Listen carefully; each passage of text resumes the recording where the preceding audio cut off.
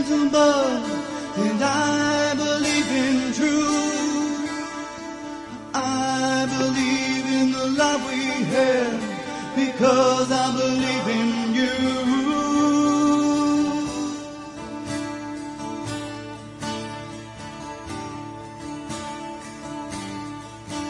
So tell me, do you feel the way that I feel?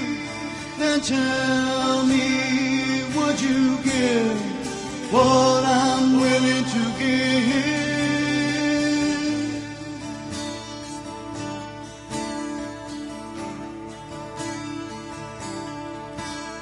And I believe in honesty, and I believe it's true, and I believe if you set it free, it will come back to you.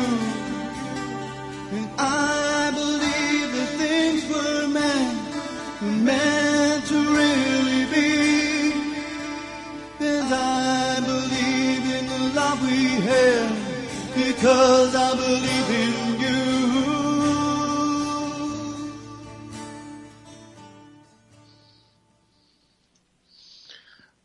And I'm going to attempt saying we are live. Are we live? Are you there, Vincent? We are live, Ian. Thanks. And I added Reverend Lynn. She's online right now. And Miss Brooks has fallen off. So I'm muting up. And if Miss Brooks, if you'll add me or call me on Skype, and I'll add you to the call because you're falling off each time I add you. So I am muting now. You are live with Reverend Lynn, Ian. Thanks. Okay, thank you, Vincent. Vincent's our new producer to help us out so we don't have these technical difficulties. And today's our first show, which we had, I think, more technical difficulties than usual. But I think it's because we're trying to get rolling here. Now, are you there, Reverend Lynn? I am here. It's called a learning curve, and I'm sure that Vincent will come up to that curve very quickly, so you probably won't have any difficulties moving forward in future shows.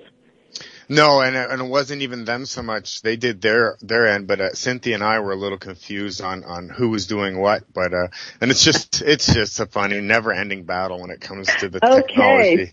So that means you and Cynthia have to come up to the learning curve. Yeah. And I think it usually boils down to my nerves. It's so funny because I never did this when I used to fight. I would stay calm, but when I know I'm about to be on air, I get all, I freeze up. It's crazy. Interesting. All right. Well, this is a good behavior for you to observe and to do what you know how to do, as far as being grounded and making sure you breathe consistently, allow that breath to go through your spine, to open your chi and just be very present, relaxed, and then you'll be able to move forward. Not to mention the fact that Vincent and all the crew there know exactly what they're doing. So just know that they're doing what they know how to do, and all you have to do is just show up, right? Exactly, and that's what this is all about. And I'm so grateful to Vincent and UCY.TV for working with me on this, because I was actually thinking of letting the show go just because I've got another show, and then I'm writing my screenplay, and then I'm writing my book. And I help patients all the time when they have questions. But they jumped in. It's like, no, keep the show. We want to keep the show. So I really appreciate that. Thank you, Vincent. So, Reverend Lynn, wow, great to have you on the show. We'll just start, and I'm not sure if Cynthia will figure out hopefully she figures out how to call back in. Okay. So I just wanted to bring up real quick, because I understand you helped quite a few of my people. Quite a few of my friends were interested in following you and I along, talking about manifesting and how the Essenes, who Jesus Christ was with the most famous Essene, had certain meditations and stuff they would use to help manifest things, bring their dreams to fruition, to reality, which is something I had to learn to do as a young man. As a kickboxer, I wanted to be a champion, so I learned to make those dreams reality. And so that's what we wanted to talk about again tonight, if we could. Okay. And how did that manifesting workshop go? From what I understand, a number of my people were very, very happy with it.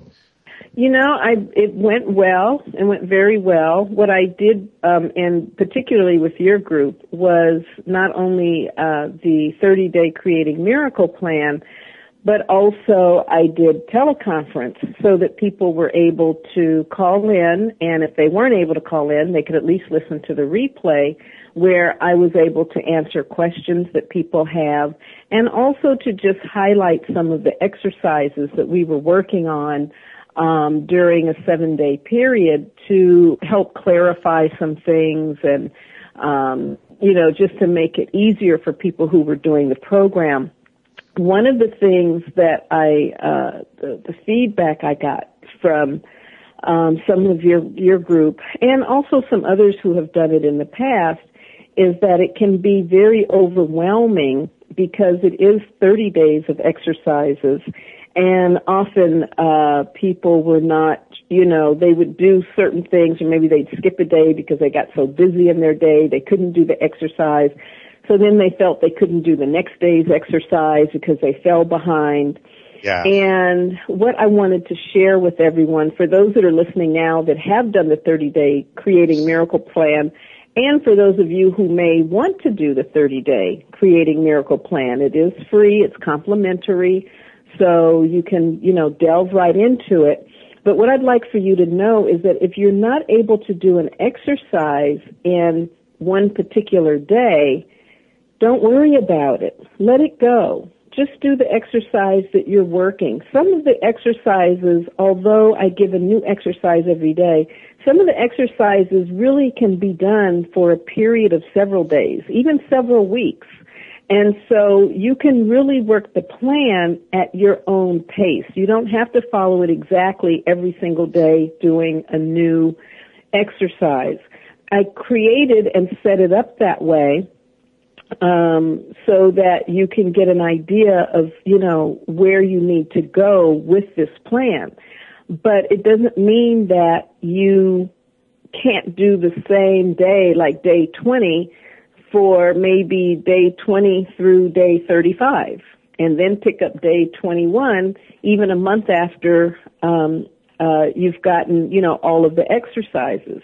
It's designed for people to have success in being able to meet their dreams and their goals, which is what miracles are about. Miracles are really synonymous to being able to accomplish your goals. And when you know how to consciously work energy, it's all about working energy, then you're able to create those miracles. So I found that there were some people from your group who did have miracle manifestations, and interestingly enough, including yourself, some miracles that people weren't even focused on started to happen just by the process of doing the exercises and being in a more miracle-minded kind of consciousness. Oh, wow. Okay. Now, I don't know if you're aware, but I got caught out of there for about maybe a minute. So okay. I missed about probably the first 30 to 60 seconds, but that's okay because I jumped right back in.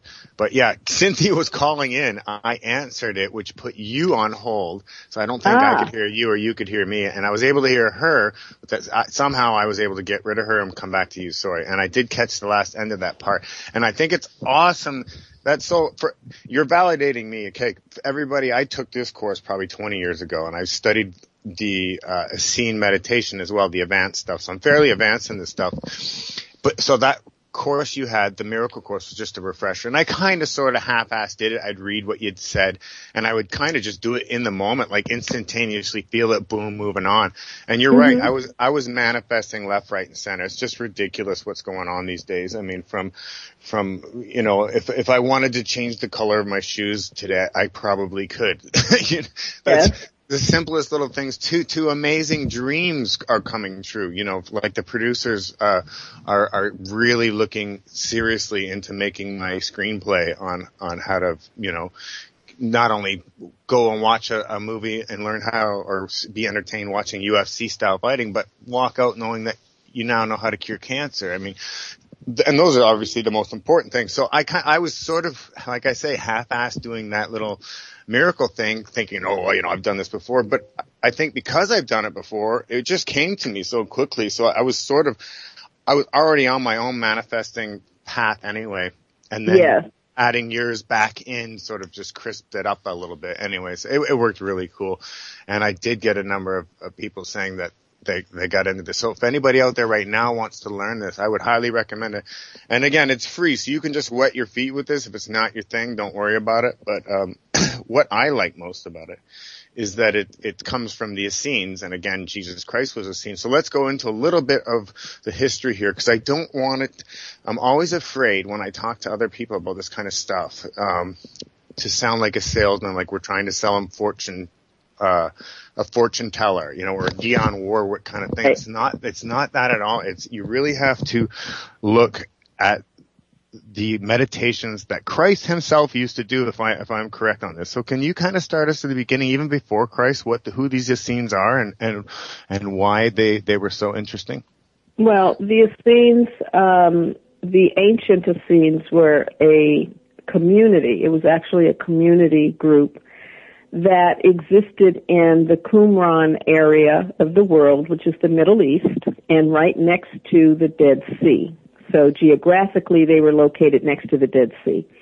They were a large community that were comprised of a degree of people, very successful businessmen, as well as fishermen, as well as rabbis and priests and so forth. It was a compilation of many different people who were interested in spirituality, if you will, or interested in the aspect of going beyond the essence of themselves and understanding spirit.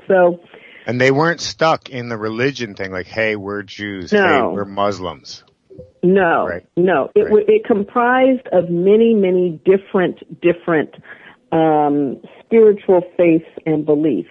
So it would be your Muslims, your Sikhs, your Islams. That was, of course, they didn't have Christianity then. Judaism, right. Buddhism. They all came together, but it was based on an individual situation. So if a person was interested in becoming an Essene, and this is long before Jesus was even born.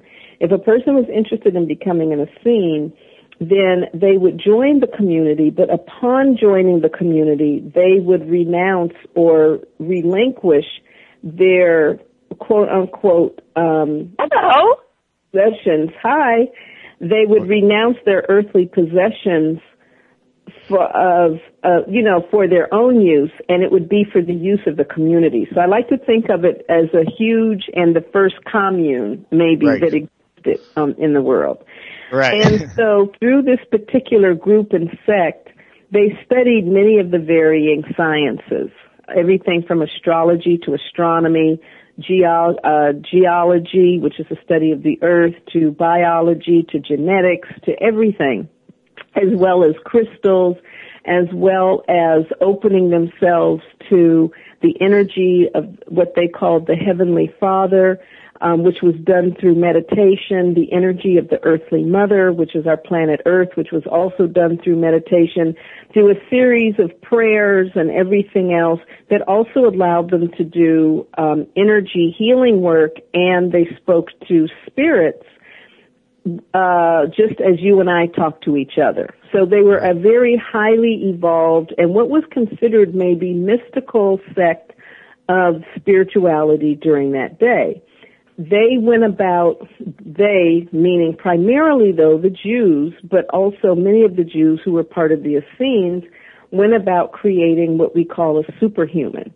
Someone who would be an ultimate teacher, an ultimate guide through this spiritual process.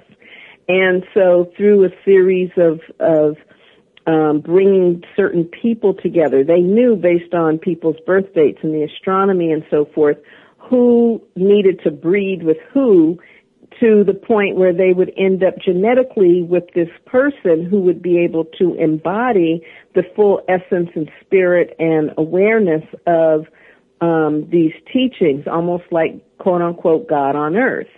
And I'm sorry to interrupt. I don't know if anyone can hear me. Yeah, no, you're yes, good. I hear you. I'm sorry you didn't hear me say hi. I just kept on talking, but hi. We know you're there, sweetie. Yeah, sorry, Cynthia, but we're in the middle of something real deep right as you connected. So we'll but hello. Hi. Hi. All right. So, with the Essenes, then, as they did this, they moved into the place where Mary was born, and there were two other females born at the same time as Mary, around the same time. And they knew that one of those three females was either going to be what we now know as the Christ, or would be the mother of the Christ.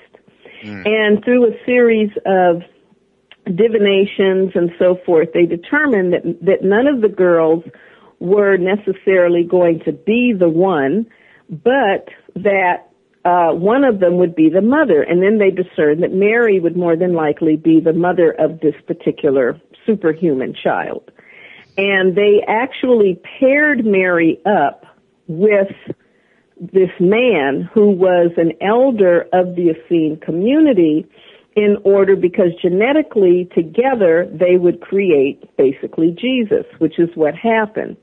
Now, yes, they did talk to spirits and so forth very much during that time, and based on how the elder was dressed and based on Mary's age, which was young, she was like 13 or 14 at best, when she was impregnated. And as the story goes, Gabriel appeared to her, angel came unto her, and so on and so forth in the Bible, but in actuality it was a physical man. Now, the whole concept of her being the Virgin Mary has more to do with women who were during that day and time and in the Essene community. They were prepared for pregnancy in a process where they would only eat certain foods. They would only do certain things. They were often wrapped in what women would call today like the spa wraps and things of that nature. They detoxed their body. They prepared themselves fully, spiritually, emotionally, and physically for birth. All women did. And so, but in particular, there were certain things that Mary needed to do and not do to prepare herself and prepare her body for the pregnancy of this superhuman. And the translation somewhere along the line came out as virgin. And virgin has then been interpreted to mean that she was not impregnated by a physical man. But indeed, she was impregnated by a physical man. And we have Jesus. And Jesus was a master teacher who was at such a high vibration and level of consciousness cellularly. Because when we think about the fact that when that sperm hits that egg, whatever the consciousness and the belief systems of the father is and the belief systems of the mother is, when that sperm hits that egg, those cells start to divide with all of the consciousness emotionally, mentally, as well as physically of both of those individuals. And so if you have a consciousness between those two people that deals a lot with, say, depression or sadness or, apathy or whatever the case may be, when a child is born, that energy is in those cells. Well, for Jesus, the energy in those cells was a very high light vibrational energy, which created and made him able to now allow the Spirit, the full essence of the Spirit, to move through him to do the teachings that he did. Wow, that makes sense. The parents it's like if the parents of today would get their shit together before they would have that child, that child wouldn't have all that garbage on them. What you're saying is they made Jesus. They looked at the best bloodlines all the way along. Boom, here you go. Right. And then basically that's it. Because when they actually made that child, they were pure spiritually. I know myself because I was adopted.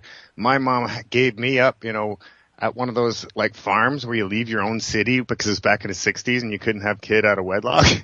Oh, right. Imagine what she's going through. She's in like a farmyard or some kind of thing way away from her family, having this kid out of wedlock. So think about the shame, getting impregnated without being, without being married, having to go away from the community, the loneliness, the shamefulness, the uncertainty, beating yourself up, all of that kind of stuff. And those were maybe some of the emotions, depression. Those are maybe some of the emotions and the feelings, not to mention some of the thoughts and the consciousness that she had at a time when she was carrying you. Well, that does go into all of your cells. Does it mean that you have to stay in that level of consciousness?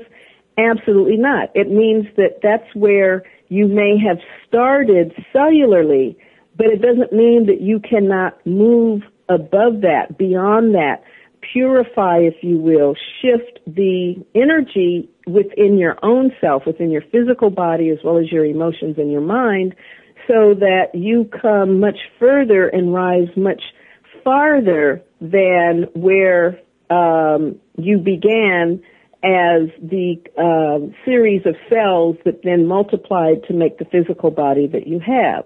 Absolutely. And this is possible, folks. I did it thanks to Reverend Lynn and this kind of meditation. So I was born into this, the cellular makeup of my mother, her emotional makeup, because she was having a kid out of wedlock. The father had left her and she's all alone and just dying.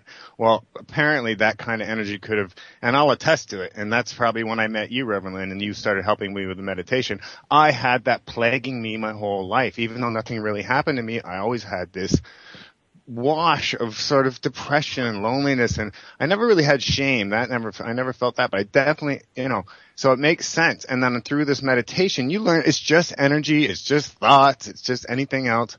You learn how to get rid of that and fill yourself full of light, that good light, that Christ-like energy. And that's what I've done, and I'm a walking testimony. So anybody else has those kind of issues, talk to Reverend Lynn, because it goes much deeper than this miracle stuff. I mean, miracle is what I say. You got to get your own soul at peace, especially at this time of age. What's a crazy time to be alive. Get your soul at peace. Am I right in that, Reverend Lynn? That's very true. The actual crux of it is, for at least in the way that I focus on the miracle creation aspect, is that miracles truly happen as a person shifts the very essence and core of who they are. Then there are, because of their higher vibration, because of their light, miracles continue to be part of your everyday experience in a way that you're aware of, and in a way that you're able to shift and I don't want to use the word control, but let's just say change, so that things move into alignment with where you choose to be. That does come from being able to be at that higher level, being able to shift and work from your soul or spirit level from the inside out. So, but oftentimes people are what I call stuck in that consciousness and that belief system that who they are is what's happening outside of themselves. And so if someone is hungry and starving, if someone is, not able to keep a roof over their head, if someone is in dire straits that way in their life, it's very challenging to focus on healing your soul and healing your spirit. If someone has cancer and they're focused on their health and the issue of their health, sometimes it's challenging to focus on the essence of the spirit or soul, even though as you heal, as you integrate aspects of your spirit with all of you, with your soul, your mind, your body, then you're able to create the miracle where the healing from cancer can happen, where, abundance of finances happen, where now you can have food, you can have shelter, in a lifestyle that you would like to have. So the miracles are simply a way to say, if what you need to do is focus on alleviating this immediate situation, this is where we'll start and take you into the essence of your spirit and soul. Or if you choose to, or I should say, and if you choose to work on elevating the essence of who you are and your consciousness, then you will, from the inside out, be creating miracles. Very interesting. Mm-hmm. So that's really what it's about. Miracles do not happen without a person being fully in a consciousness of working from the inside out. But it's very difficult to express that to someone, like I said, if they're dealing with cancer or they're dealing with, where they're going to get their next meal, or, oh my God, I don't have a roof over my head, I have to sleep in my car. Right. Now, when you have those thoughts, it's amazing you're bringing this up, because I had a deep conversation with somebody yesterday about this. When you're having these thoughts of like, oh my God, seriously, I love, helping people cure themselves of cancer, but I might be homeless next month. Okay, so now did I just plant that? Am I going to be homeless next month, or am I going to not get a job because I was negative in that moment, thinking, because I do think that, because I'm still in that position where I'm month to month. So I feel guilty sometimes when I start having negative thoughts, like, oh, watch, I'm going to lose this job, or you know what I mean? Like just some stupid negative thought. Then I'll blank it out right away. Like I'll see a big ball of white light just erase any negativity like that. Immediately I catch it. But my point is I still think negatively, even though I know I'm not supposed to. Like, have I just created a thought, or am I able to take that negative thought back? What do you think? Well, it's everything of course is energy. So everything you say and think and experience, feel, your emotions, they're all forms of energy. If you say something in that particular way, first off, it's not specifically what you're saying, but it's the feeling and the energy behind it. And I'm going to have Cynthia talk about this a lot more as well. It's not just what you're saying, but it's the energy behind it. If when you make that statement, I might be homeless next month, for example, then there's a feeling that's associated with it. And that feeling can be one of, like you just said, guilt. It can also be a feeling of, oh, this doesn't feel good. Oh, this is heavy and like, ugh, yucky. And, so when you start to feel that way, then you're resonating. What's really happening is you're resonating that feeling much more strongly, much more powerfully than even the words that you're speaking. And it is the feeling that then creates that level of attraction. And I'm just speaking about this very simply without going into it any deeper, but that it's the feeling that takes it into a place where you could attract that situation. Now, should you go, oh, I don't want to say anything negative, I don't want to think negative, I don't want to be negative? That can also be a form of resistance, which is why, from, my perspective, meditating is so important, because it really helps to shift the energy within you so deeply that even on an unconscious level, you are not necessarily going to project those same kind of feelings. And you won't have those words coming out of your mouth. If you go into a place of, I shouldn't think that way, say that, or do that, the resistance itself, because that's also a feeling that puts you into like a restriction mode. It's almost like tying yourself up with rope. As soon as you move into that mode, you hold your breath and you're not breathing, you immediately move into that feeling, and so that's what you're going to end up attracting. So rather than be in a place of, oh, I'm not going to do that anymore, give yourself permission for the fact that you've gone there, and then shift the feeling that you just had to a different feeling. Have another thought, speak something else that is more affirming. And allow yourself to then start to experience the better feelings of that. But Cynthia, why don't you talk more about that? Oh, Cynthia, did we lose you again? Oh, here you are. I didn't think you guys thought I was here anymore. No. We know you're there. Yeah, we know you're there. Yeah, I can tell you the physics of it, and I just wanted to ask you, Ian, if we could make at some point during the show time for me to thank all of these incredible people who have helped me, especially you, Ian, through this whole campaign thing that I'm going through. If we maybe at the end of the show, perhaps we could make time for that. Of course. Yeah, we definitely will. And those of you not following right now, like Cynthia's got this campaign going on Indiegogo for alternative medicine. So be checking that out right now. We'll bring that up at the end of the show for sure, because I think this is the last day, right? Today's the last day? Yeah, less than that. It stops at 11 p.m. And just to clarify, it's not for alternative medicine. It's for patients who have any kind of challenge, meaning dis-ease. I don't even like that word anymore.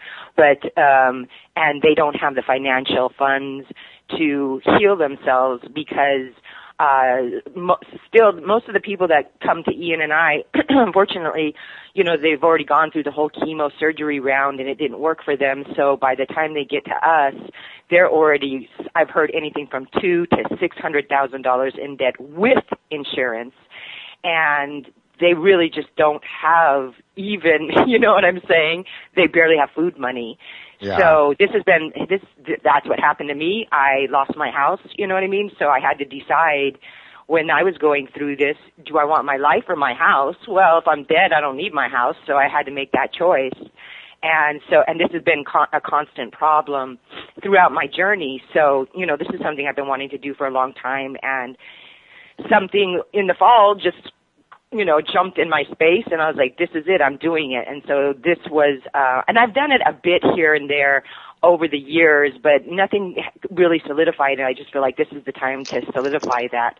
And I just want to say that also, some of the alternative, unfortunately, the best alternative means are expensive.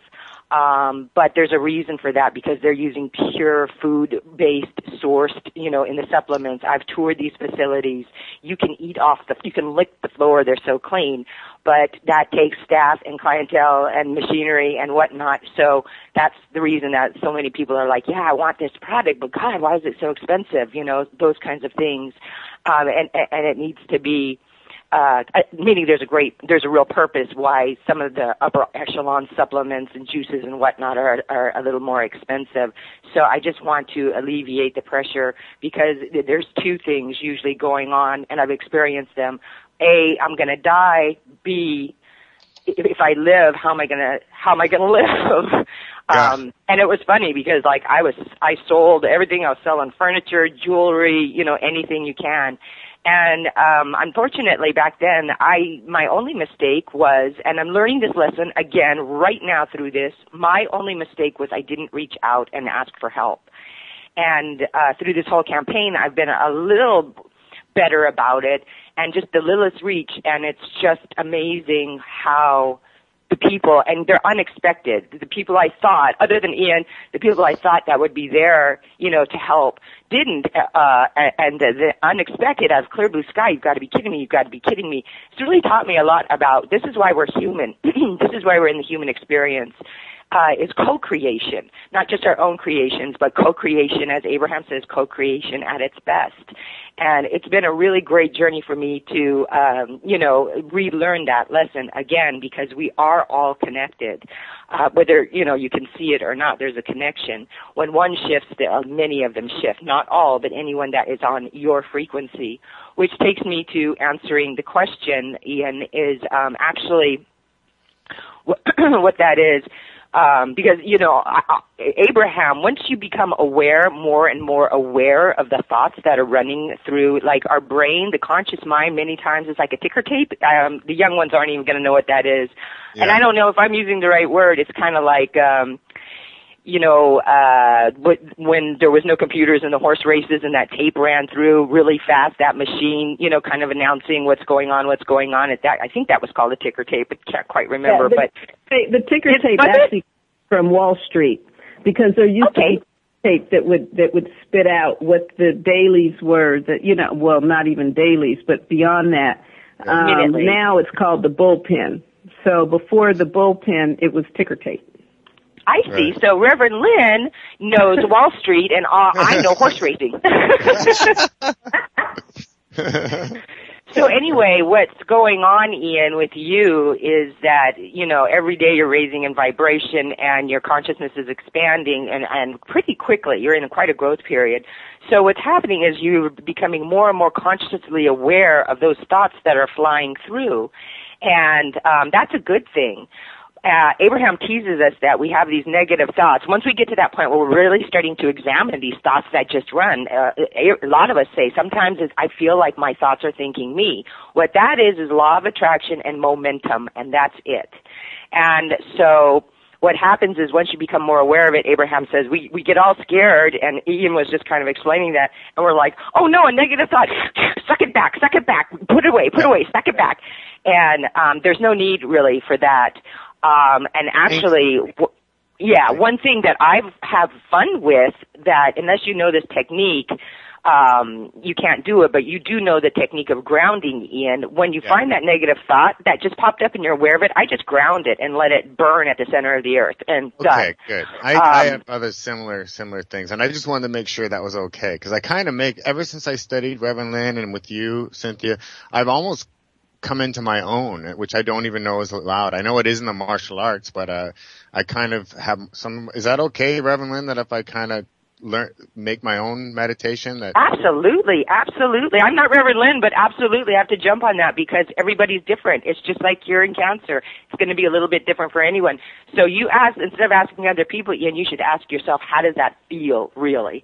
And let me explain real quickly about the 17-second. All you need, if you find there's this new 30-day process that the Abraham group was assigned over the summer, and when you get out of bed and you're in a negative thought, because they say we shoot, by the time we get out of bed and walk over to the toilet, we've already shot ourselves in the foot 20 times with those negative thoughts that we left there before we went to bed, and so the whole thing is, okay, you've got this negative thought. Ask yourself, do I have 17 seconds? Of course you do. So you just do your best in the next 17 seconds to think a positive thought. And it doesn't have to be a thought that is, what am I saying? It doesn't have to be a thought that's trying to cure the last negative thought. It doesn't have to be that. Just get yourself on another frequency. Laugh at yourself. Go, oh, that's my old vibration. Hide. I guess you're still around. But then 17 seconds and I'm sure I still have my little pink cell phone from 2006, and it has a stopwatch on it. So I'm sure you guys with all your massive computer phones or what have you, you have a stopwatch on that. Get it out and watch that 17 seconds. So you can go, the best thing is when you're stuck there, instead of being specific, go general. And you can go as general as you want. You can go general as well. For 17 seconds. The reason you want 17 seconds is because the energy of the planet is moving so fast. What's going on is after 17 seconds, another thought similar to it joins it. And it's like thoughts are actually like chains, all, chaining up together. So it used to be 27 seconds, but as I've said, now it's 17 seconds. So what you want to do is get law of attraction to work for you. It's kind of like there's these rules here like gravity and like matter, and it's just like a car. You just got to learn how to drive it. And it's not even that. The cars are much more complicated. So what you want to do is in that first 17 seconds might be effort and focus. Well worth it, but effort and focus into some sort of well-being. You can go as general as, well, the sun did come up today, or even if it's cloudy, I know that sun is there. There is general well-being. My heart is pumping without me having to try to do it. I'm breathing without myself, that general. Or you can go mid-ground, like, well, I've gotten through hard times before. So just 17 seconds, and the reason is you got to hang in there for the 17 seconds is the next 17 seconds, so now you're on a new frequency, another thought is going to join that, it's going to be easier. And then another 17 seconds, it's going to be easier. Until you get to the 68-second mark, which many things happen at that 68-second march. The thought solidifies, first of all, like the chain is like, now molded. You have access to much better feeling thoughts. And also it's said that after 68 seconds, it's already manifested. Whatever you want has manifested. Now, I don't want to scare you if you're like, well, I was thinking homeless for 68 seconds. The good news is that this whole time-space reality that we entered into in our bodies is set up for well-being.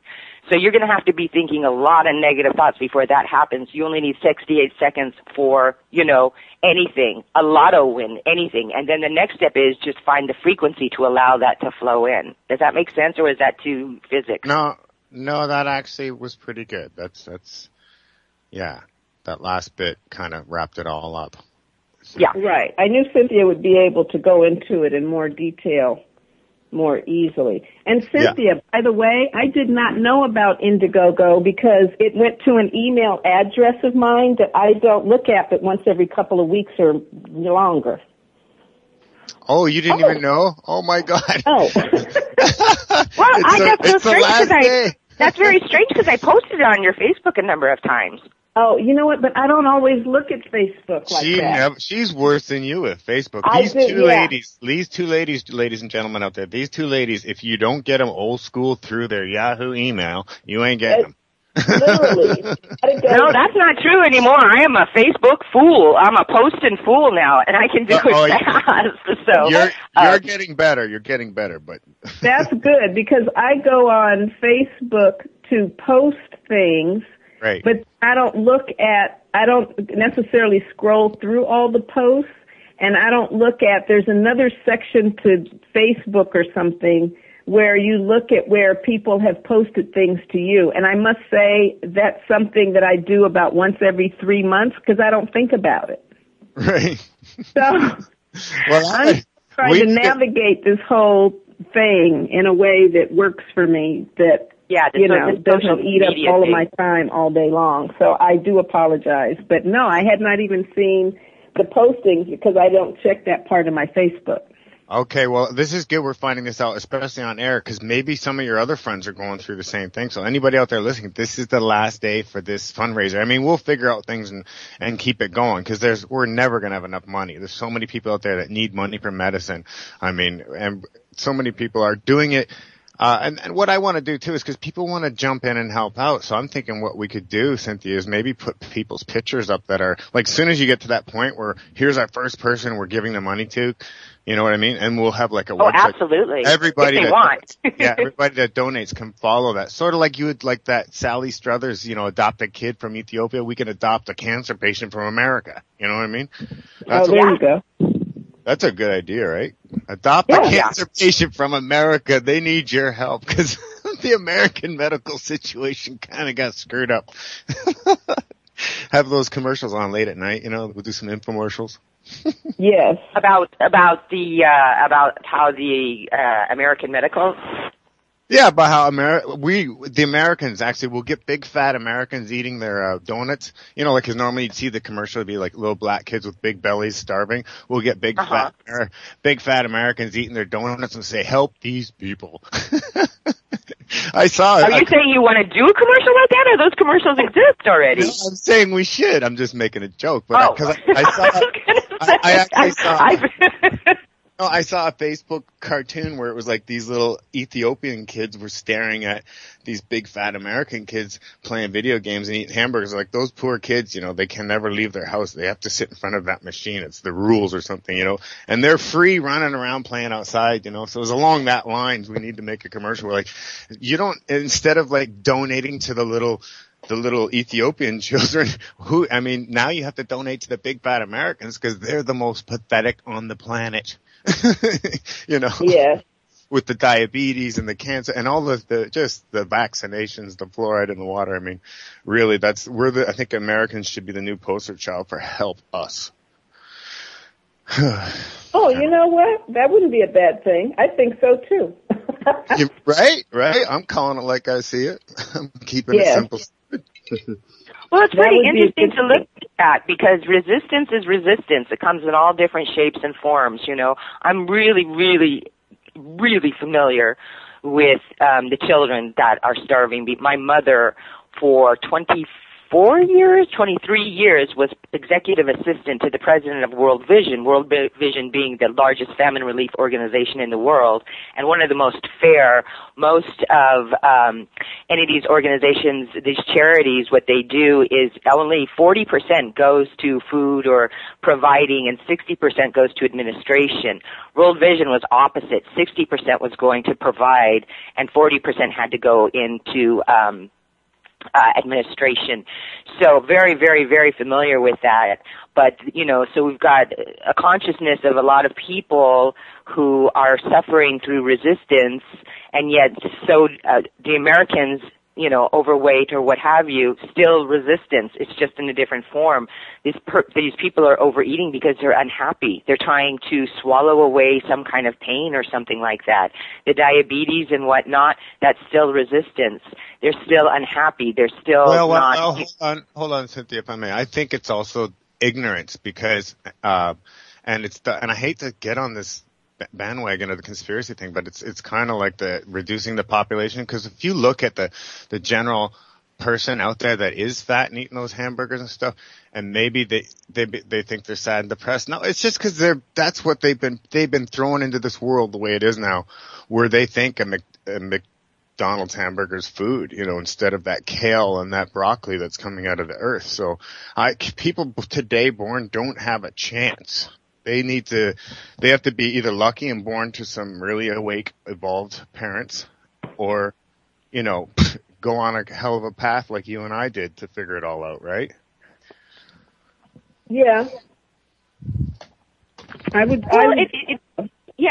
Cynthia.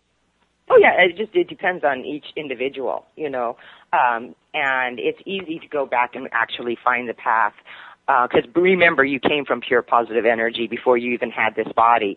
So, pure positive energy is going to be more natural for you. And bringing it back to the Essenes, I really think it's true. I really believe, seek and ye shall find.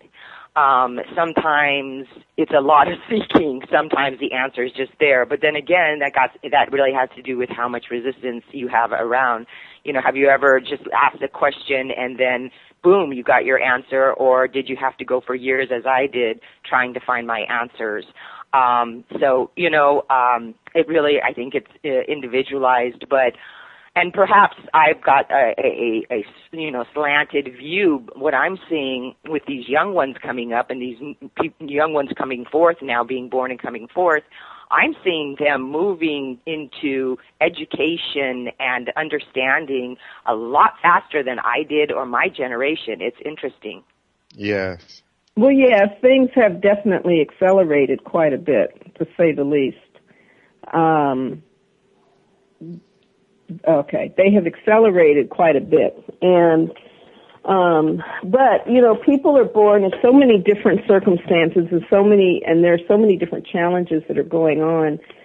There are also many ways that people don't necessarily, even though our world is filled with lots of information and education about how to eat, what to do, how to take care of your body, how to take care of your spirit, how to take care of everything you could possibly think of, but there's still a whole lot of people that don't know how to plug into that information or don't have the means to have access to the information.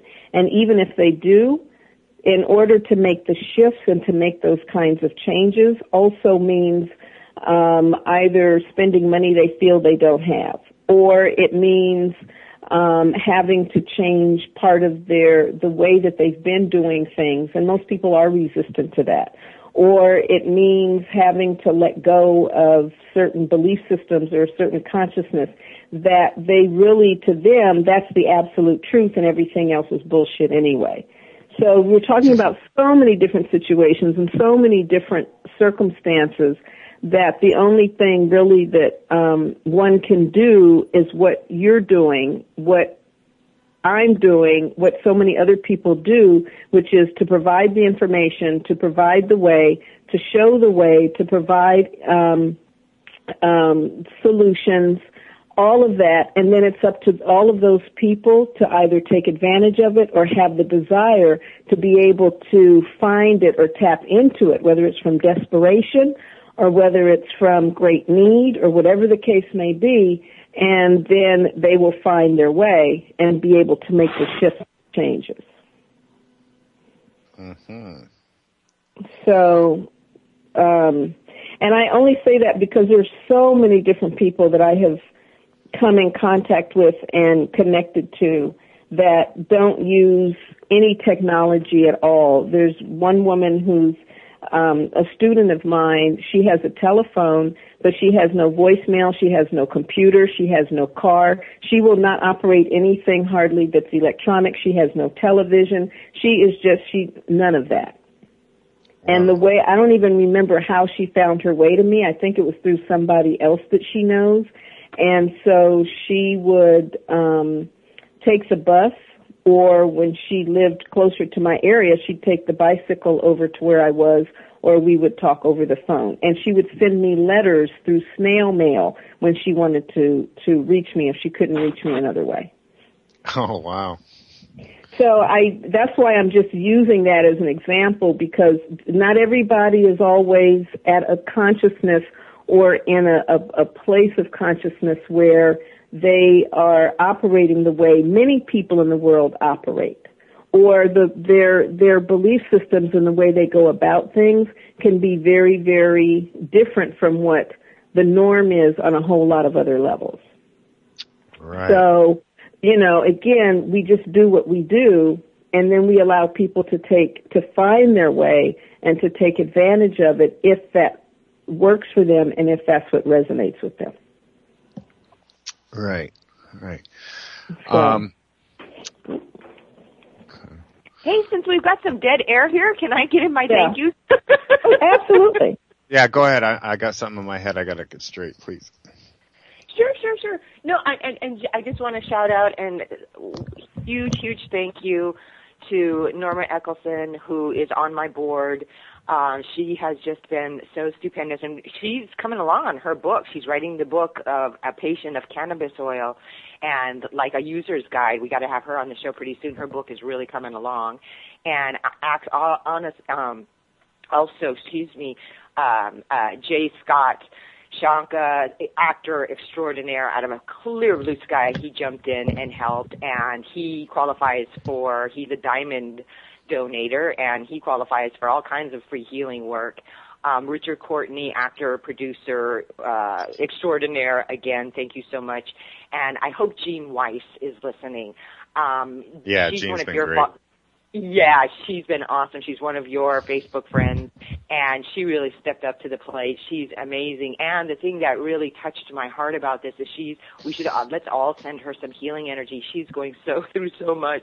The poor thing, her brother is very, very ill. Her dog is sick. She's in some health challenges herself. And all of this going on, and jumped up to be a double donor, and it's just really extraordinary. And also, Jean Boat, another one, she jumped in. I just want to thank all of these people. Mark Neal jumped in, and who else was the first to jump in is one of your people, Simon Cowell, jumped in as well. I don't know if you know that. Oh, yeah. Really trying to help. So I just want to put that out there, those shout outs there, and thank you so much for... Yeah, and if anybody hasn't donated and would like to, and then always just stay in touch with us, obviously, because we're going to try and build this into a huge thing, like we were saying earlier, where, instead of, you can basically sponsor an American that can't do the medical in America or something. Right. So yeah. Right. But if you want it doesn't have to be a lot of money. It's very cute. Somebody, had told me I want to donate, but, I really don't have the funds and I'm mad. Don't be mad. $1. You can donate $1. If 30,000 people donated $1, you know what I mean? In a way, I like that. I like that concept better because it kind of joins us all together. And I think next time, I'll try to figure something out because I have another team that just approached me that wants to help me with another launch and whatnot, and they have this, down. They've all had successful campaigns down to the wire. But I want to try to create some kind of a special, group sponsor in a sense so that people can feel like they're giving what they want, giving and somehow get the guilt that it's not enough. I tell you, this has been such an incredible journey, especially taking a look at abundance. I have learned so many lessons, the kind of lessons that aren't in my head, they're in my heart and my stomach and my gut, really getting it. And I just want to say, I'm guilty of it too. We have got to stop beating ourselves up because we're not Bill Gates yet. We're not Oprah Winfrey Money yet. And I think, talk about resistance, I think, and Abraham agrees with me, that's the biggest one. That's what's blocking our abundance in so many ways, not just money, but love, anything you want, is we're in a horrible habit of beating ourselves up. And if you can catch yourself doing that, that's more than half the work, I think. Right. Yeah. Yes, no, that's very true. And donating a little. Now, as we've been talking, I actually went on my email account that I don't normally go on that often, and so now I've seen all your emails. I'm so sorry. I thought I changed that because you have told me twice to email you at Center of Miracles, and I could have sworn I did change that on my computer. You know what? I did a boo-boo a long time ago. I did Center of Light Miracles at yahoo.com, but that's not what I meant to do. And so the one I use all the time is Center of Light Miracles at gmail.com. But there's another Center of Light at Yahoo that I go to every now and then that was one I used to use. So that's probably what all the confusion is. But anyway, I just donated, so I got it straight. Well, again, it's good that it happened on air because we were wondering, like, Cynthia knows a lot of people, and there's a lot of people that you're just kind of surprised, you know, that they didn't at least say hello or something, you know.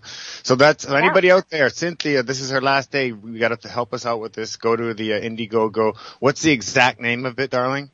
It's really easy. You go to Indiegogo.com, alternative medicine charity. And I've got it like I've come from the outside in as if, you know, I was not me. And when you punch that in, it's under the health section, and there I am with my big red sweater. And you can laugh at me because I'm laughing at me because the Indiegogo people cropped it. So really, you don't see my full face. What you see is a pair of big boobs in a red sweater. Oh, wonderful. And I told, that represents... I told the Indiegogo guys, I'm like, I don't know about this. They go, we do. We think you're going to get more donations.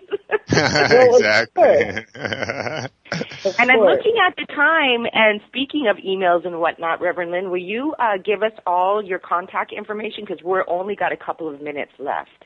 Yes, people can reach me and sign up for the 30-day Creating Miracle plan at centeroflightmiracles.org, O-R-G, centeroflightmiracles.org, and email me anytime. For those of you that start the plan, and you can do that by going to the top of the website, clicking on the banner that says Create Miracles in 30 Days, I want everyone to email me. I don't care if you email me every day. Some of your people, Ian, have emailed me every day.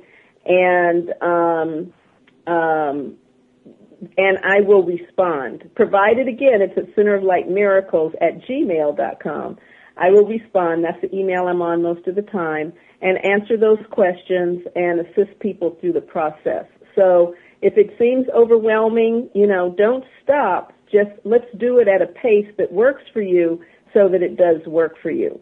And Cynthia, I just wanted to share that I got on Facebook, and I'm on all these different places in Facebook, and I found where your posts are. And so, because it's on a page where I don't post myself. So I had to go someplace else, but I found it. So anyway, I've shared that as well, and I think it is a great thing. You've been talking about this for ages, so I'm glad that it's finally here and you're moving forward with it. So this is very exciting. Thank you. All right. Well, and also, thank you, Ian. You're welcome. You are an incredible spirit. You really are. He has been so incredible to me. Everything from like posting my stuff all over the place. Even he was like, "Come on, guys, cough it up," to coming over here and helping me with my computer. And Ian is, if you go to Indiegogo, I have a short little thing I talk about what the charity is. Ian shot that. He spent hours with me. It's just interesting. I'm so happy you're going to be in my life the rest of my life, and you're just a remarkable man to know. Oh, thank you, Cynthia. Well, we always knew we were kindred spirits. I'm sure we made this connection before we took on these physical bodies, that we had to go down to earth and fix a few things again. Yeah. We got to get Tana Marie back on here so we can do our, past life regression, because it's just sort of like probably plenty of lifetimes. Yeah. Well, Reverend Lynn, always a pleasure. Thank you so much for being on the show. Spirituality is real, folks, no matter what you think you are, mind, body, and soul. When you die, you don't die. We don't die. The church may say you have to go to church so you get saved. You don't. You're already saved. It was it's in the Dead Sea Scrolls even, right?